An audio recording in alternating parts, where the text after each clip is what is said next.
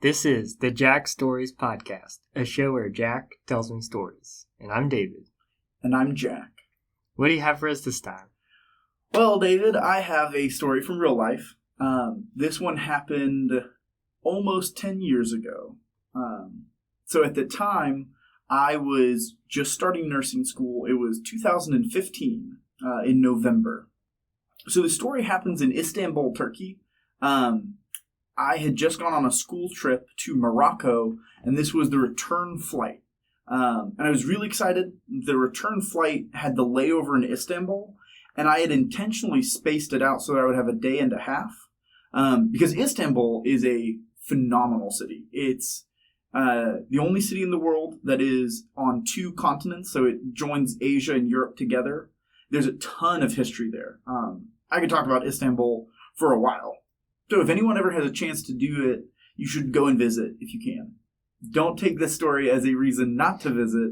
This story is more a cautionary tale to not be me, which should be easy because there's only one of me so far. So I landed in Istanbul on day one.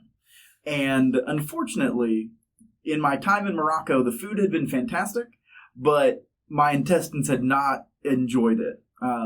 So I had a bad stomach bug and ended up having diarrhea and just being tired. So I slept most of the first day away. And when I went out to go sightsee around, I think it was like 3 or 4 p.m., a lot of the sites I wanted to see were closed. So things like the Blue Mosque and the Hagia Sophia. To everyone listening, don't at me about the pronunciation of it. It's got an H in the front. I'm going to say an H sound. But so I had wanted to see both of those in particular, and they were closed.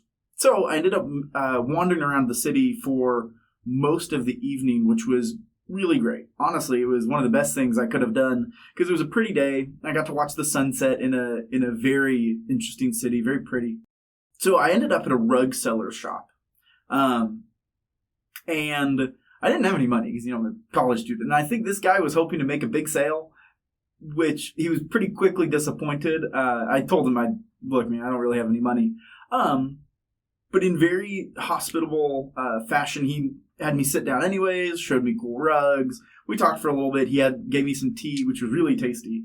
And before I left, he told me, he said, even though all fingers are yours, not all 5 fingers are the same. Be careful of the people you may meet. Something like that. And at the time, I was like, wow, that's really cool. That's super interesting. I was going to learn that it was quite true. Later, I sat down at a bar. This was much, much later in the day. So the sun had already set. It was nighttime. I'm sitting at a bar, and I think I had like a $2 mixed drink. It was extremely cheap. I was enjoying it. I was looking for some tower. I've forgotten the name of it now. But it was cool looking from the outside. I'm sitting there and I'm, just kind of minding my own business. And I struck up a conversation with this dude named Asif, who's from Saudi Arabia. And we were talking for a little bit, and then he's like, I'm going to go to a nightclub that my friend owns. He's like, you should come with me. He'll give us free food and drinks and stuff. And I said, well, that sounds interesting. And in my head, I'm thinking, well, I've seen the movie Taken with Liam Neeson. I know how that movie starts. And I was like, yeah, this dude Asif is not very big. And if we get into an Uber, I can always tell the Uber to stop. So right now, everyone, that was probably not a very good decision. But I decided it. So we went to this nightclub, and it was down in a basement, which is pretty cool. It was honestly a very neat kind of vibe. Like, it's the entrance is like at the surface level, but then you go downstairs right away. And the nightclub is empty. So we get in there, and I'm like, well, I probably won't be staying here for very long because this is just not very fun seeming. But then we met these 2 girls. And Asif was super interested. I was talking to a girl at the time, so it wasn't as interesting to me. But I decided I'd wingman my new friend. And we're sitting there talking, and I think we danced for a little bit. But, there were maybe 6 people there, and we were 4 of them. So it was not that exciting of a time. And we all had maybe 3 or 4 drinks each. Like, it wasn't a huge amount. And I remember thinking to myself, man, I really haven't seen a menu this whole time. But then I was like, well, the last drink I had was $2. And I was like, at 4 drinks a piece, 4 by 4, I mean, talking like $40 maybe. Me and Asif will split the check. It's not going to be a big deal. So after a little bit, I had seen for a while that Asif's attempts to talk to these girls was not really going anywhere. And I think the girls got tired of pretending like it was going anywhere. So they're like, okay, we're leaving. And I was like, you know what, Asif, let's go ahead and settle up. I want to go back. I'm tired. So they bring us the check. And on the check, there's 12.000. I'm like, maybe that's 120 shekels, like a Turkish shekel. Maybe that's what that means. Or maybe it's 12,000 shekels. I wonder what the conversion to shekel to dollar is. And so the waiter comes over and I'm like, hey man, like, how much is this in dollars? He's like, 12,000. And I know he could see on my face that there was a lot of disbelief. He was like, why don't we just go talk to the manager? And I was like, yes, that'd be fine. So we get to the manager's office. And before we go any further, this was when I realized I had made several mistakes. One of my mistakes was that I had my passport on me. It's a big mistake. You should keep your passport at the hotel. You can carry like a copy of your passport with you, but don't carry around your passport. Because if you lose it or it gets stolen, a lot of issues in foreign countries, an American passport is helpful to solve. And not having one is a big deal. The other mistake, of course, is being in a nightclub where I don't know anyone and I don't speak Turkish. I'm clearly an American. So mistakes had been made. And then I got to the manager's office and I realized I was in for more problems. Because we sit down and there's like maybe three waiters in there, and the manager is a interesting looking character. He's big, just kind of big and burly. And I remember looking at his hands and seeing that his knuckles were all swollen and kind of sunken. He looked like someone that probably boxed in his earlier life or something like that. And I remember thinking to myself, okay, so this is going to be really interesting.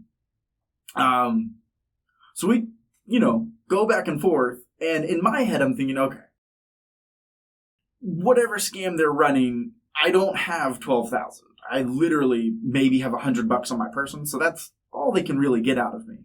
And I'm thinking Asif is going to say something similar, right? We're not going to pay 12 grand. That's crazy. So like, well, $12,000. And Asif was like, okay, and swipes his card. I'm like, wait, what? And he's like, yeah, I just paid for my half. And I'm thinking, oh my God, I can't pay for my half. And so I talked to the manager. I'm like, hey man, I don't really have the money in cash. He's like, that's fine. You can just put it on your credit card. I'm like, oh, you know what? I suppose I could do that. In the back of my head, I'm thinking, oh my God, this is going to be terrible. So I did a little quick thinking, and I realized that I don't actually have at the time, I don't remember what the limit on my credit card was, but it wasn't $6,000. And I didn't even think about my credit card. I was thinking of the withdrawal limit on my debit card. So I told him, I was like, hey man, I don't actually have, I can't withdraw those kind of funds without authorizing it with my bank. I need to make a phone call. And he's like, okay, here's the cell phone, but any calls after this cost $100 each. I'm like, oh, okay. Oh God. So I take the phone and I called Wells Fargo. And my original plan was to tell them not to honor any of the transactions. But then as I'm waiting, as the phone dials, I think, well, I can't say that out loud in front of these guys. So I've got to figure something out. So I get on the phone and the rep answers and goes, Wells Fargo, this is Debbie. I'm like, hey Debbie, this is Jack Falker.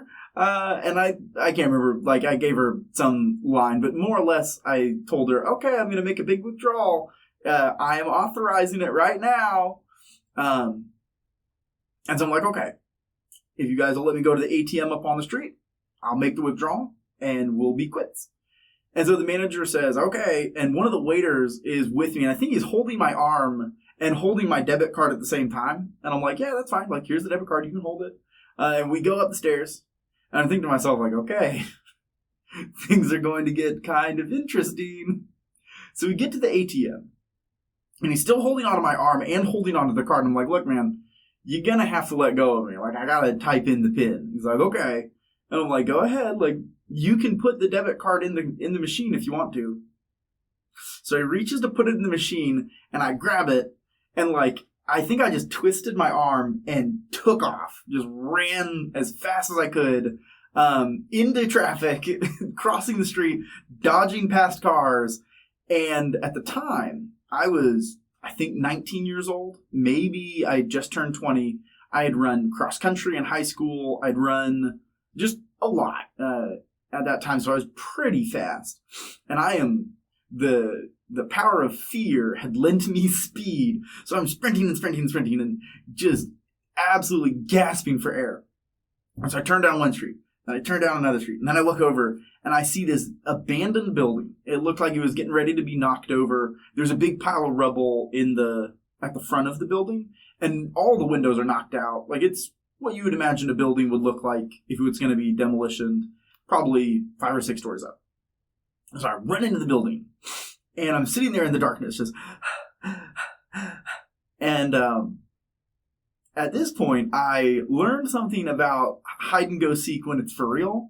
You start hearing noises immediately. Like, you're in the darkness and you're, hoping no one's coming after you. And then you start hearing things that maybe it's someone sneaking up on you real quiet, or maybe it's just a little animal in the rubble. Like, who knows what it is? It is very, very scary. But I'd be lying if I didn't say that I wasn't enjoying it immensely. I was having a great time. Because I am a little bit crazy, I think. Because my heart rate is probably 180 beats a minute. My pupils are dilated to be the size of, I don't know, my entire eyeball. But I'm like, this is so fun. I remember very clearly there was one moment where I decided to move a little deeper into the building, just so if people were shining around a flashlight, they wouldn't see me immediately. So I got behind, I think it was like a furnace or something, some big furnace. It wasn't on or anything. And I'm crouching there, and I find a piece of glass, and I wrap a piece of my shirt around it. And then I, had a pause where you kind of look around and you're like, what is happening right now? Because I realized in that moment that if someone had come in the darkness to try to find me, I absolutely would have stuck them with the piece of glass. Like, no hesitation, someone's getting stabbed. Which is a strange place to find yourself. I don't know what I would have done if I'd actually had to stab somebody, but no one came into the room, thankfully. So I'm sitting there, and I'm thinking to myself, man, this is crazy. And then as my heart rate came down, and I start breathing a little more regularly, I start thinking to myself, I wonder whatever happened to that dude, Asif. I was like, I wonder if I need to go back for him. Do I need to go back and rescue this guy? Like, is he just strapped to a chair somewhere? And they're like, where did the American go? Pow, pow. He's like, I don't know. I only just met him. And I was thinking to myself, I was like, if I was in a movie, I would go back. 100%. I mean, that's what you do in a movie, right? You go back and rescue the guy. But life is not a movie. And I was 19 or 20, but I had learned that life was not a movie, I suppose. So I was thinking about it, and I was like, you know what? I'll go back and look. So I exit the building. And I remember that I was looking around the houses near it, and there were a bunch of AC units, sticking out of the windows. Again, this really I didn't think about it at the time. Thinking about it now, I'm like, oh my God. I climbed up on the AC units, and I didn't climb super high, but I think I was probably up to the 2nd story, and I'm looking across. And it never occurred to me that the AC unit might just give out under me. And the poor Turkish family who owned it, they're out an AC unit, and I might break my ankle or something. But I'm perched on an AC unit, kind of holding onto the window ledge, and I see a bunch of the waiters out front of the nightclub, and they're kind of looking up and down the street, and it seems like they've been looking around for me, but they haven't found me. And it was that moment where I thought, you know what? Every man for himself. If he's got the money to swipe the card for $6,000, he's probably got the money for 12. And it also occurred to me that this might have just been a big setup. So sorry, Asif, if you're hearing this podcast, I hope it was a setup and you were okay. But if not, sorry. So then I ended up climbing down, got in a taxi, and went back to my hotel. On the way back, I remember being just terrified that I would just look around a corner and see one of the waiters just waiting for me. I had watched Godfather Part 1 on the way to Morocco and Godfather Part 2 back on the flight from Morocco to Istanbul. And so I just imagine, guys in silk suits with like a bouquet of roses, and they drop the rose and it's a pistol behind it. When I got to the hotel, I remember going up to the hallway to my room and one of the doors was halfway open. And I probably stood there for 10 minutes just looking at this doorway that was partly open, being like, oh my God, someone's going to step out of there any minute. And then I realized, okay, there's probably no one in there. And the next day I went and saw the Blue Mosque, saw the Hagia Sophia, and they are incredible. Like, 100% would visit again. Probably won't go to any basement nightclubs if I can help it, but it was pretty neat. And that's my story, and I'm sticking to it. Every good podcast has a part in the middle where they tell you something you don't really care about. And since we don't have any sponsors, we can't do an ad, so we're just going to tell you something stupid. I have this ancient email address. It's a Bell South email, and it's only supported on Yahoo now. So the only way to get to it is go to Yahoo and then open up the email, and you can see, like the normal, your inbox and stuff. But it has to be, it's like hosted on Yahoo now because for some reason Yahoo has the old Bell South emails. And so every once in a while, I don't go directly to the inbox. Like, it just takes me to the Yahoo splash page. And the little news articles on yahoo.com is like a time machine. There's all these things about, like, the secret that will solve that overhanging belly fat. Or this is that one trick that celebrities do that nobody else knows about. The Duluth City Police Department don't want you to know this simple trick for your homeowner's insurance. Like, wait, what? Doctors and dentists hate this simple trick that Obama doesn't want you to know to navigate Obamacare and the United States health insurance marketplace. Honest Jim's miracle cure for receding hairlines and under the chin belly fat. Just take this one miracle tincture laid down by the blessed saints and oracles. All right. Let's talk about the story. Yes. I'm interested, what, a little bit of background of the trip. Oh, yeah, so this was a really cool time in my life and kind of in my college experience. So I got involved in the Model Arab League at Georgia State University. As the Model Arab League, it's just like Model UN. So, there's the United Nations. Colleges have Model United Nations. And in a Model United Nations club, you practice doing the parliamentary procedure that they do. You practice writing bills and things that the UN would do, or UN resolutions.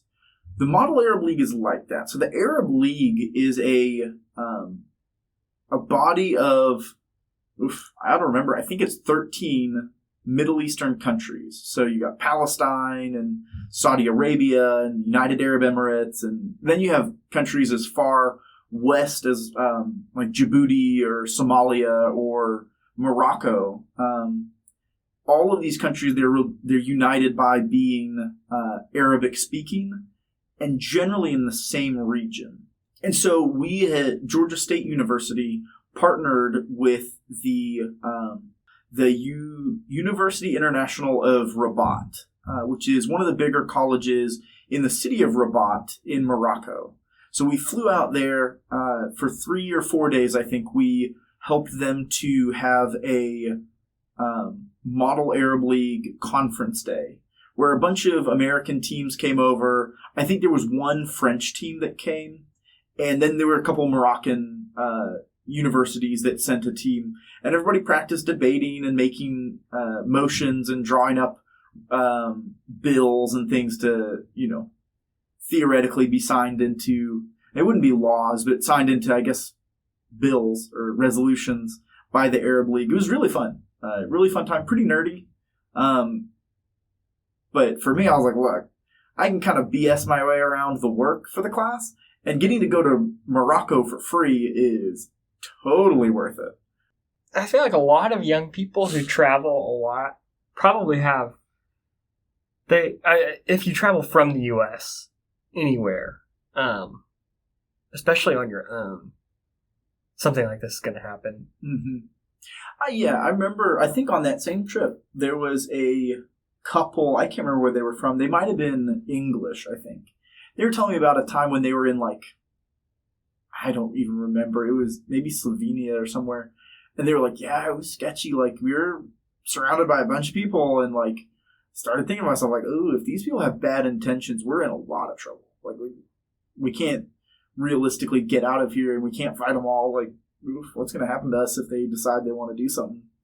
And they didn't, but he was just like, yeah, I had that moment of, oh no, I can be in serious trouble. And I think that's part of what the Bible talks about when the Israelites are told to take care of the aliens and the strangers.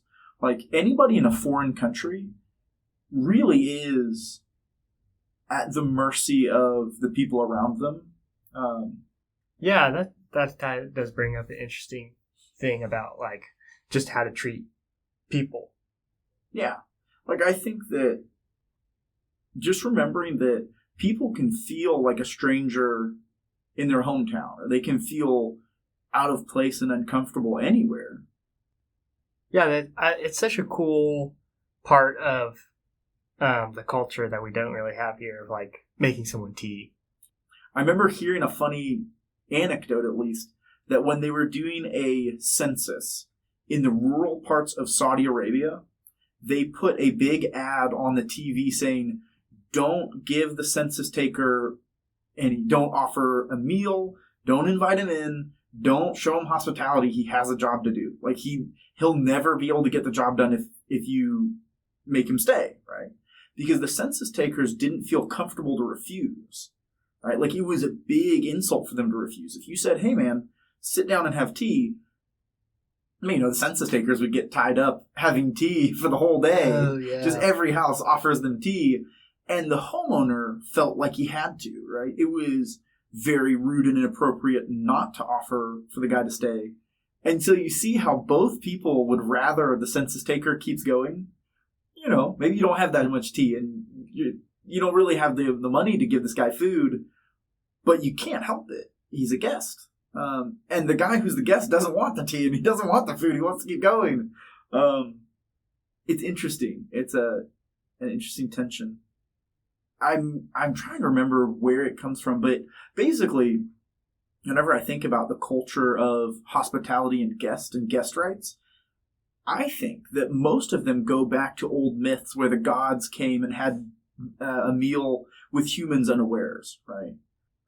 The story of Abraham is visited by God Almighty in disguise, and he doesn't know it, but then, the Lord tells him that he's going to have a son, and he starts picking up on it. And I think it was in many cultures, it was just understood that you might be entertaining the gods at any moment, and you just might not know it. There's a lot of stories in Norse mythology about Odin visiting people in disguise as the one-eyed wanderer. I'm not sure why humans have told those stories to each other so much, but I do know that being a guest was a big deal. People were guests all the time, and in ancient times, you were really at someone's mercy if you were staying in their house, right? You're going to sleep under the roof of someone that you don't really know. If they decide to stab you and take your horse, that's it. No one will know. You'll just be gone. And so I think a big culture of respecting guests and showing hospitality comes from that. It's interesting, and I feel like it's pretty important to the story of like how we treat guests. Yeah. And foreigner is just at such a disadvantage.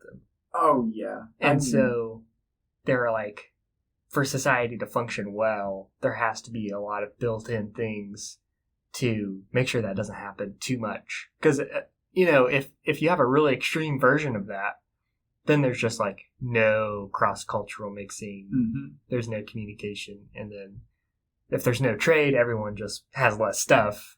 And then also you can have wars over things that you don't actually, no one really cares about. Well, it's interesting too. You see, like I love thinking about what it must have been like living in early cultures.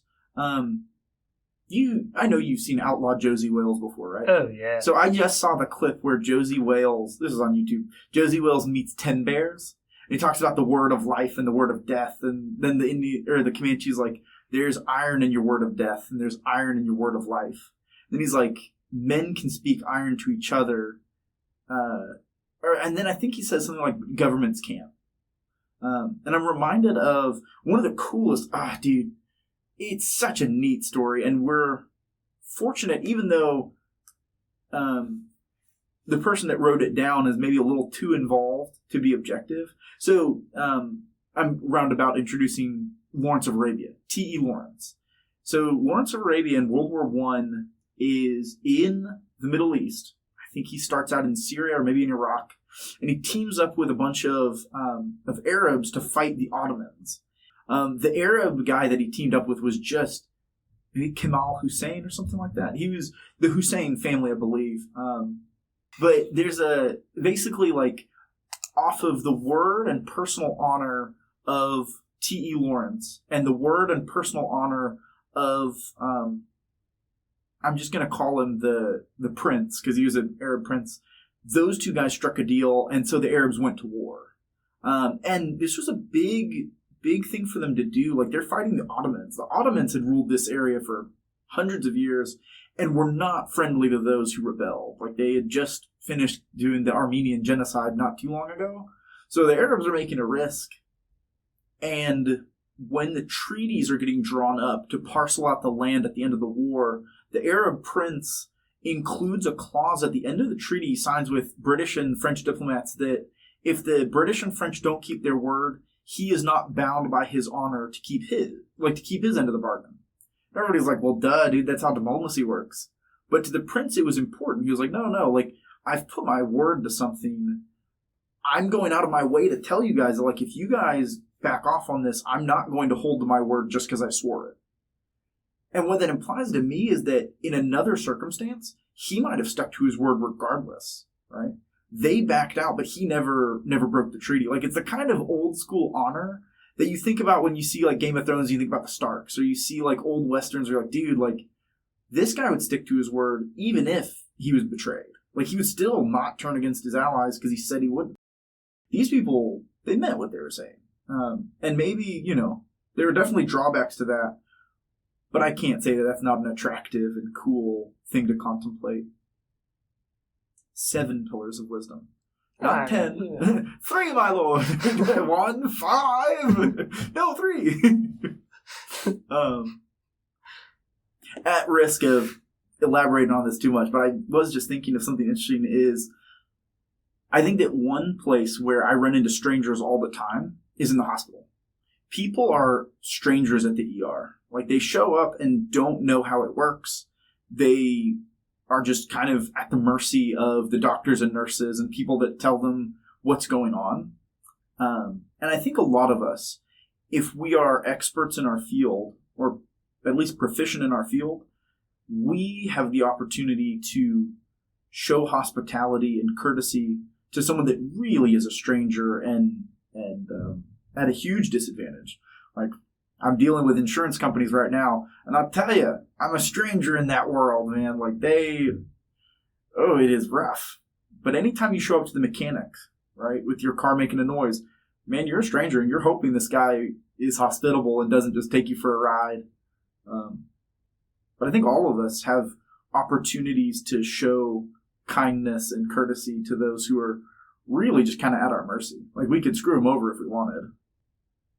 Yeah, I didn't even think about that. Of all the ways that we can end up being strangers in different situations. And then we can also be the hosts. It's humbling. Like, it's the kind of thing that I think about more and more is just every day. It seems like you get a chance to be kind and courteous in an interaction with somebody or not. You can just shoot them the bird and yell at them when you're frustrated and all these things. And some people are the worst, right? And they're out to take advantage of you and, they don't really care. But I think that it is a shame if you don't at least approach somebody else with courtesy first, right? If you don't make the first effort to do what's right, I think that's too bad. Well, David, the little clock on the wall says we're all out of time. All right. Jack, thanks for the story. This has been the Jack Stories Podcast. Thanks for listening. I'm your host, David, and we're signing off.